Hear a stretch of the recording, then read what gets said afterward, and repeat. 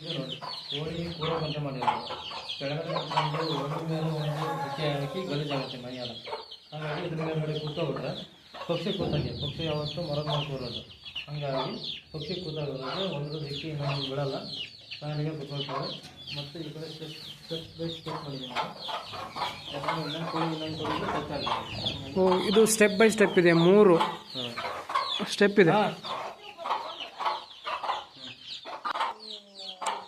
3 step ಇದೆ. ಇದೊಂದು step. ಒಂದು ಇದರಲ್ಲಿ ಎಷ್ಟು ಕೋಳಿಗಳು ಕೂರ್ತವೆ ಒಂದು ರಾಡಲ್ಲಿ? ಒಂದು ಕಡೆಯಲ್ಲಿ ಒಂದು 60ರಿಂದ 70 ಕೋಳಿ ಕೂರ್ಬೋದು. 60ರಿಂದ 70 ಕೋಳಿಗಳು ಕೂರ್ತವೆ. ಈ ಥರ 3 ಮಾಡಿಕೊಂಡ್ರೆ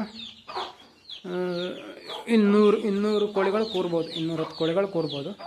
ಇದೇ ಥರ ಸ್ಟೆಪ್ಗಳು ಈ ಕಡೆನೂ ಮಾಡಿಕೊಂಡ್ರೆ ಟೋಟಲ್ಲ ಒಂದು 400 ಚಿಲ್ಲರೆ ಕೋಳಿಗಳನ್ನು ಮೇಲ್ಗಡೆ ಕೂರಿಸ್ಬೋದು.